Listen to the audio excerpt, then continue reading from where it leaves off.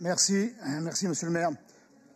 Ainsi donc, monsieur le maire, vous avez découvert qu'à Marseille, il y avait un grand port.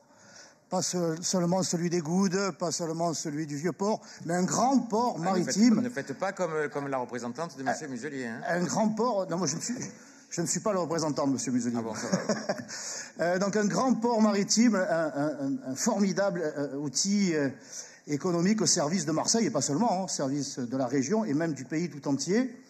Vous déclarez aujourd'hui une véritable déclaration d'amour, hein, c'est une véritable loi des séries en ce moment à ce port, mieux vaut tard que jamais. Bon, on évoque les élections proches, mais bon, il y a toujours des élections dans ce pays. Donc on peut vous accorder une soudaine attirance pour notre port. Mais vous oubliez quelque chose. C'est pas vous le patron. C'est pas vous le décideur. Ce n'est même pas M. Castaner, le très macroniste Castaner, dont on connaît les compétences dans le domaine du port, hein, bien évidemment. Il a été formé pour ça, au ministère de l'Intérieur. Bon, eh bien, le patron, c'est la CGT. Le patron, c'est la CGT.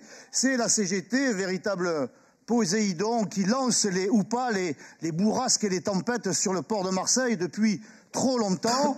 Et surtout à l'occasion de son redressement, à ses multiples occasions, opportunités de redressement et de développement, la CGT n'a jamais manqué d'essayer de tuer le port, de tuer cet outil formidable et un port qui, idéalement placé, devrait être le premier. Or, il ne cesse d'évoluer de façon très cyclique, ça remonte puis ça redescend, ça s'écroule au lendemain de grèves paralysantes. Donc moi, j'ai un souhait, un conseil à vous soumettre, c'est justement de soumettre votre déclaration d'amour au port à la CGT pour qu'elle le valide ou pas, parce que sans elle, on le sait, malheureusement, rien ne se fera.